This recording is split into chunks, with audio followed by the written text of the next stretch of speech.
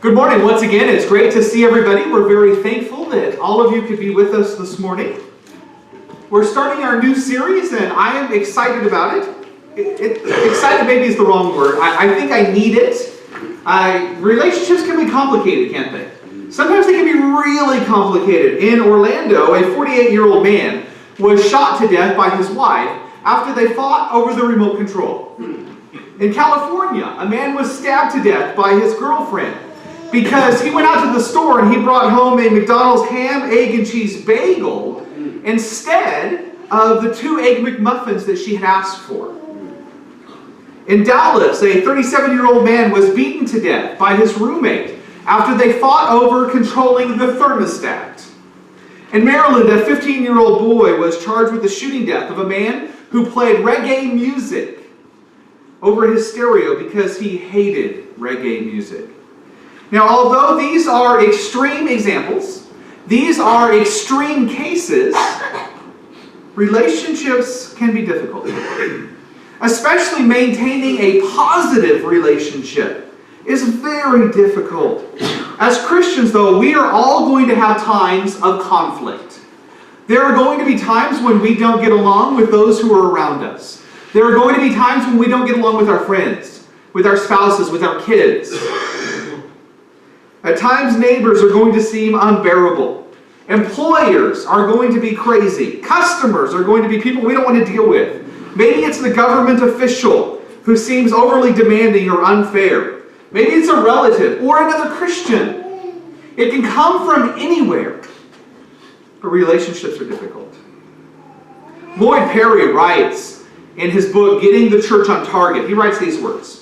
The Carnegie Technical Institute has stated that 90% of all people who fail in their life's vocation fail because they cannot get along with people.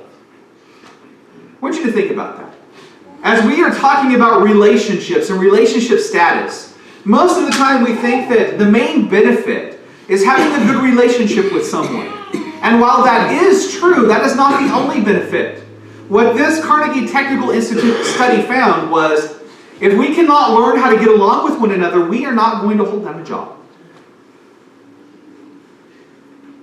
There are an unfortunate number of people today who have never learned to have a real relationship with people. Friends, families, bosses, spouses. These people have issues with all of them. And we have seen that over and over again, haven't we? Because of the area in which we live, the area in which the church is, we have a lot of people who walk in the door, who, although they have family, their family will not talk to them. Although they have had friends in the past, their friends will have nothing to do with them because they have turned them away. They have broken every relationship that they had. But it's not just people in this community. It's people all over the world, isn't it? It's fascinating to me. I know somebody who was really good friends with someone for more than 50 years. Something happened, and now they will have nothing to do with one another. The fascinating thing is, if you talk to each of these friends, they are both convinced that they are 100% right and the other is wrong. 50 years of friendship thrown out over a misunderstanding. Today I want to remind us that people are worth it. The relationships are difficult, but people are worth it. And in order for people to be worth it, we have to change the way that we think about people. We have to change some of the things that we do, and it starts with, number one, being thankful for the people in our lives. You remember what Paul wrote in Philippians chapter 1 and verse 3? He said, "Every time I think of you, I give thanks to my God." Are there people that you think of like that? That if you were writing something, you would say, "Every time I think of you, I thank God for that." You know, unfortunately, not every memory that we have of people is a good one, is it? Not every experience will be a good experience. But even with those bad experiences, we need to be thankful that we have those people in our lives, because God has given us a way to grow through them. God is big enough to take all of the good stuff in our life and work it to the good. But He is also big enough to take all the bad things and work that to our good. Do you remember what Romans chapter 8 says? And we know that for those who love God, all things work together for good, for those who are called according to His purpose. Unfortunately, most of us have a tendency to focus on the negative. We get stuck on the painful memories. We dwell on those bad things that people have done to us. And it's hard to move on. But if we really want to have better relationships, we have to learn how to look beyond those things. Isn't it better to look at the people around us and learn from them? Even if it's learning things from their negative examples, we need to learn how to not behave in that way. But we need to be thankful for all of the people in our lives and things that we can learn from them. Maybe in our past we have been hurt, and we're still holding on to that hurt. And as a result of that, we can't enjoy those people today. We can't enjoy the things that we're going through. We're still focused on the bad. We're still focused on the negative. Remember a couple of weeks ago, what did we talk about? We said if we really want to grow, we need to learn how to let it go. And as hard as that is what we have to do. We need to thank God that we can learn from the bad, that we can learn from the negative experiences, but also the good ones. And another one that I think is really important but really difficult is that we need to learn how to find the good in other people. I've heard spouses say, they are a good man or they are a good woman, but... And you know when you throw that but in there, things change, don't they? We're still focused on the bad. We're still focused on the negative. We put all of our emphasis on the negative things. We need to learn to be grateful for the things that we do have. And remember that there is no Mr. Positive, or there is no Mr. Perfect. And there is no Miss Perfect. Remember last week we had the little picture of I should have put it up here again. Maybe it was a couple weeks ago. Mr. Perfect was a great man because he was very sweet and you could bite his head off and he never said anything about it. And you remember Miss Perfect, who she was? She was a really pretty girl with duct tape on her mouth. You notice the guys laughed at one and the girls laughed at another? I don't know why. But there is no such thing, is there, as Mr. Perfect or Miss Perfect. We have to be grateful for the good things in everyone. In our text, Paul was thankful for the Philippians' loyalty. And in verse 5, he says these words, "Your fellowship in the gospel from the first day until now."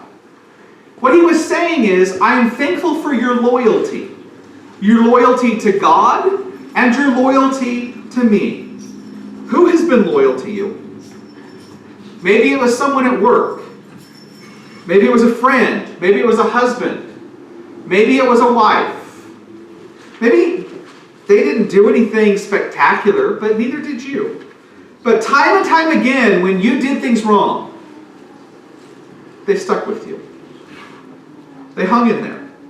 When you were going through bankruptcy, when you were going through that crisis at work, maybe when you changed careers, whatever it was, they were there with you. When you were just being a jerk, they didn't leave. They stayed with you. Even minor things like that, we need to appreciate. If we want to enjoy others, we need to focus on their strengths, not on their weaknesses. And that is really difficult to do, isn't it? That's why in a lot of circumstances, when you're going through depression, one of the things a psychologist will do is have you get a notebook and write down all of the things that you are thankful for every day. Because when we start focusing on what we are thankful for, it changes our understanding. It changes our perception of people. If I keep thinking about all of the times that you have done something mean to me, it's not going to be long before I have a pretty foul attitude towards you. It's not going to be long before I don't want to be around you. But if every time I look at you, I think about all of those things that you have done for me or for my family, then what's my attitude going to be? It's going to be good, isn't it? Number 2, we need to pray for people in our life. Paul said in Philippians chapter 1, verses 3 and 4, I thank my God upon every remembrance of you, always in every prayer of mine, making request to you with all joy. I try to not do this, and I apologize, but Donovan and Zachary, would you guys please move away from each other? Paul says in Philippians chapter 1, verses 3 and 4, I thank my God upon every remembrance of you, always in every prayer of mine, making requests for you all with joy. Paul prayed for the Philippians. How would you like to have the Apostle Paul praying for you? Wouldn't that encourage you? Wouldn't that make you feel like not only was Paul on your side, but God was on your side? Isn't it encouraging when you know people are praying for you? I know it's awesome when we go to Auburn or some other congregation and you see Reno's name up on their prayer board. Or you see people from Reno that they're praying for. It just is so encouraging, isn't it? It's nice to know that people are remembering you. And if we want a relationship to change from good to bad, or from bad to good, we need to start praying for the other person. Because when we really start praying for someone, it does two things. Number 1, it changes our attitude toward the person. And number 2, it changes them. I think the most important in all of this is it changes our attitude toward them. Paul tells us in verses 9 through 11 how often he prayed for people. He said, and this is my prayer, that your love may abound more and more in knowledge and depth and insight and depth of insight, so that you may be able to discern what is best, and may be pure and blameless until the day of Christ, filled with the fruit of righteousness that comes through Jesus Christ to the glory and praise of God. In this prayer, Paul prays for 4 different things from other people. Number 1, he prays that they will grow in wisdom. Paul says that their love may abound still more and more in the knowledge and in all discernment. We could all use more love for one another, couldn't we? We could all learn how to show it more. Paul prays that their love would abound more and more, that they would increase in knowledge and discernment. When you pray that when you pray that someone else's love would increase, it's only natural for your love to increase as well. Paul also prays that they would have spiritual discernment. In verse 10, he says that you may approve the things that are excellent. We all need to figure out what is good and what is bad. But that's figuring out what is good and bad is much easier than figuring out what is good and what is better. It's pretty easy for most of us to figure out, to see the distinction between the good and bad. But it's harder to see the distinction between, this is good, but this is better. We need to find those things that are excellent. Everyone needs spiritual discernment in their lives. And like the other one, when we start praying that others would have better discernment, it means that we will as well. So while we are praying for someone else, we are growing in the same. Paul prayed that they would grow in holiness. He says that you may be sincere and without offense until the day of Christ. Holiness includes being honest, being sincere. And of course, all of us want these blessings in our life. Paul continues and he prays that they would be productive. He says, being filled with the fruits of righteousness. If we are going to make an impact in our community, if we're going to make an impact in the lives of those who are around us, we need the fruits of righteousness. We need to be spiritually productive. And Paul says if we want to enjoy the people who are in our life, we have to first be grateful for the good and pray for them. This one's the hardest for me, this next one. And that is to be patient. To be patient with people. Most things in life take time, don't they? Positive relationships are no different. But Paul looked not only at people's past, Paul looked at their present and he looked at their future. He looked at their potential and he was patient with their progress. Do you remember what he says in verse 6? Being confident of this, he who has begun a good work in you will complete it. When Paul looked at other people, he saw them as an unfinished piece of art. I don't know about you, but most of the time when I am frustrated with someone, it is because I have expectations that people don't meet. The problem is I'm often frustrated with myself because I have expectations of me that I don't meet. Right? God is in the process of building us, of completing us in the image of Christ. Remember, we talked not long ago about what it means to be a perfect Christian. It means to be mature. It doesn't mean to be perfect in the way we think of as sinless. And it's the same with other people. We cannot expect other people to be perfect in the sense of sinlessness. We have to expect people to be slowly maturing on that road, in spite of our hang-ups, in spite of our faults, in spite of our bad decisions. God is still working in our lives. And He's working in the lives of others. And we need to be patient with the progress. If God is not finished with you or with me, then how can we expect Him to be finished with the people who are around us? And I know this is such a simple thought, but it's something that will change our relationships with others if we really think about it. If we expect other people to be patient with us because we are still growing and we're not perfect, then we need to extend that to them as well. We need to give other people the benefit of the doubt. We should all be able to say at one point, I am not the person I used to be. I am not the person I want to be.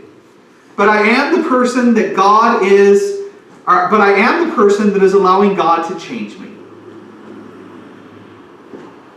Change takes time. I'm growing, you're growing, and God is changing others in their lives as well. I'm not perfect, but neither are you. And if we are going to have a real relationship with each other, we have to be okay with that.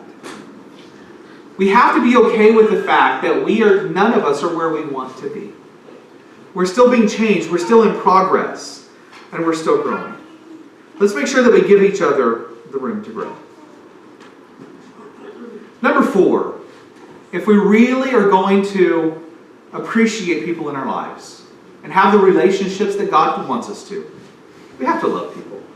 One author writes, I have discovered that if people are not on my heart, I should say they instead of they get on my nerves.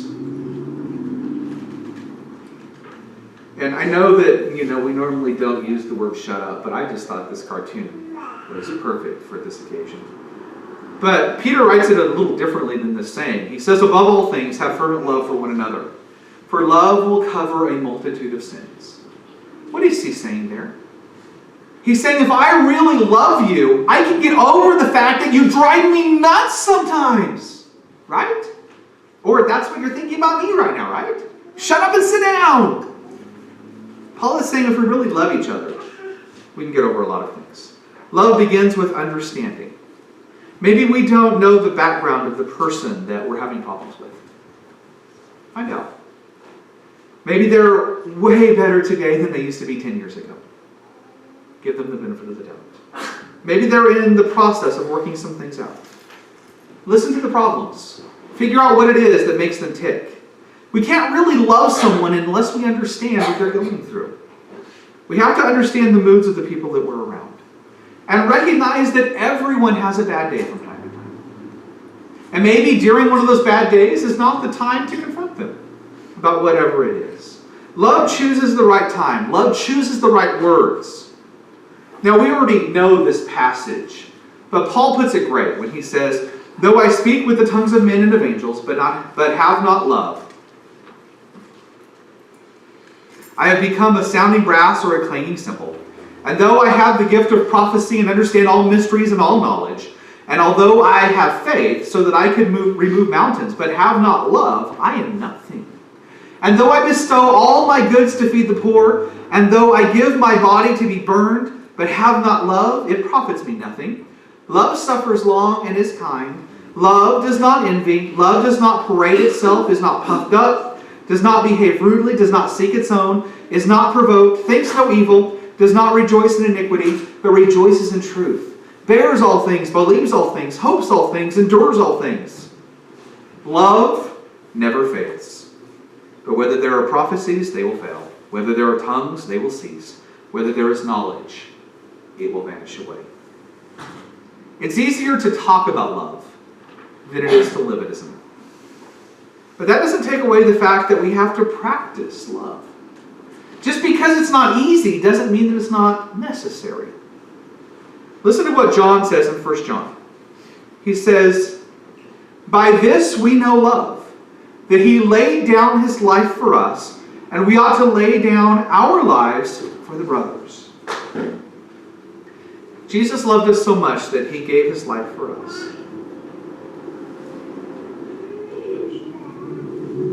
If for no other reason than this, I should love you. If Jesus died to save you, then what does it say about me if I don't love you? When we really understand the sacrifice of Jesus, it changes the way that we love one another.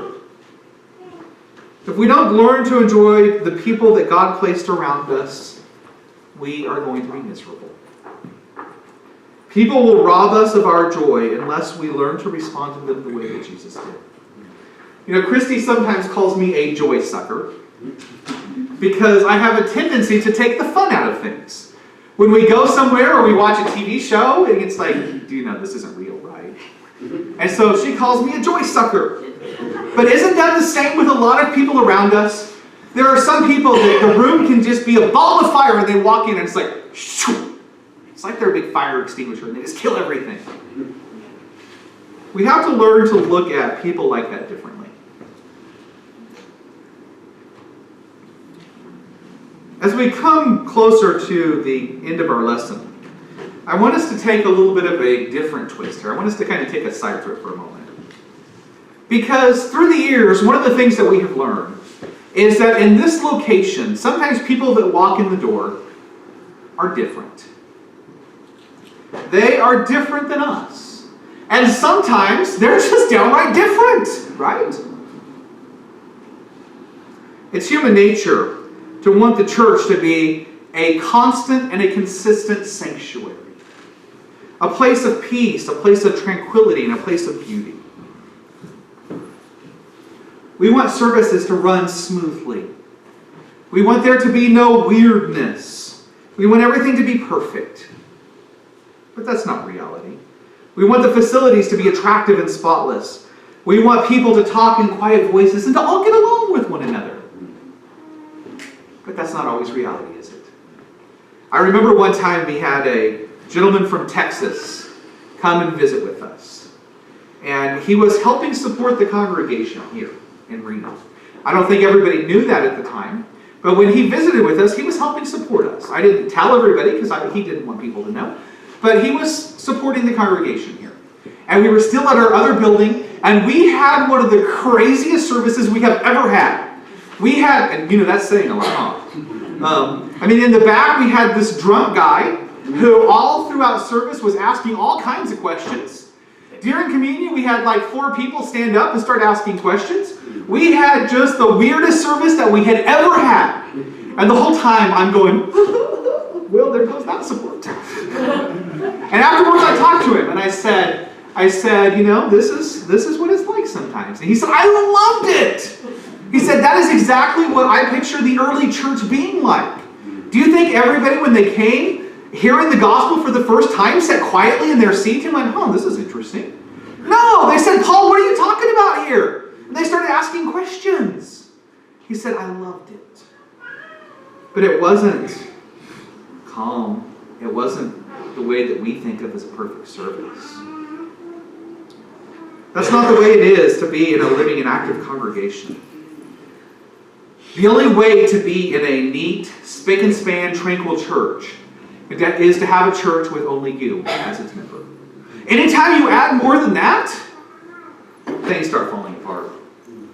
Remember, people are messy. People are messy. There's a great verse that reminds us of this. Proverbs chapter 14 and verse 4 says, "Without oxen, a stable is clean, but you need a strong ox for a large harvest." I remember when I was in Placerville, I would go over to Raymond Nelson's house and visit with him.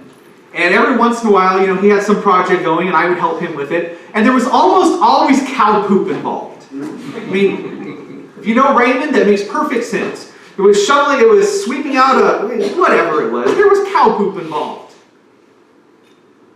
And one day I said, "How do you deal with this every day?" He's like, "What are you talking about?" I said, "Look, it's all over everything. It stinks." And he's like, "That's the smell of money."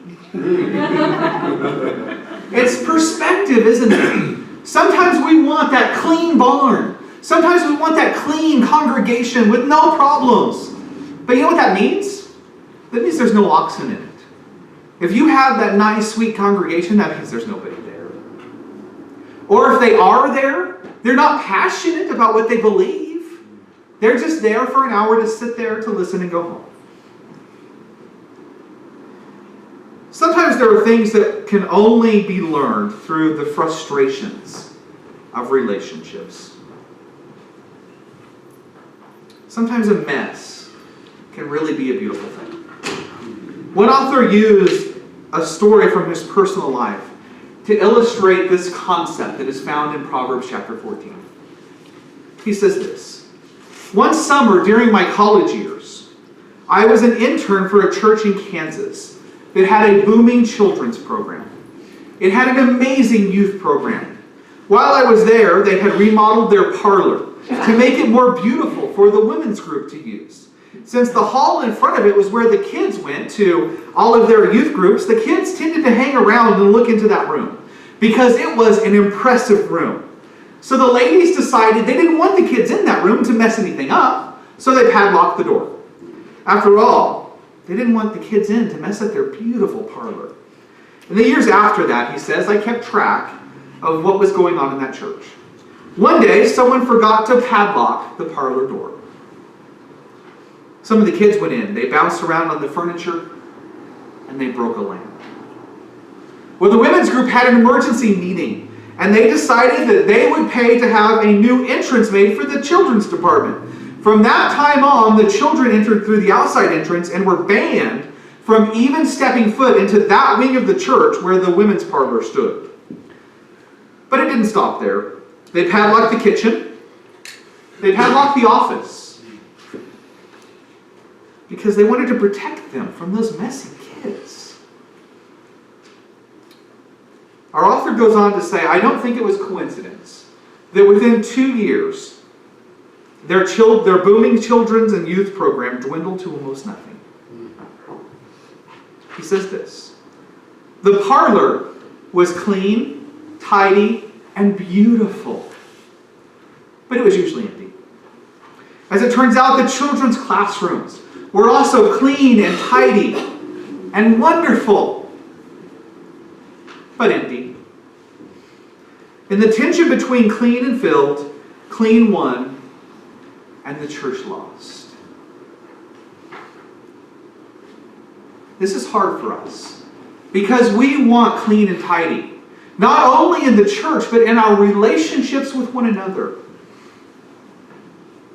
We don't want those people who are a lot of work. Have you ever stopped to consider, though, that maybe in someone else's life you are that person?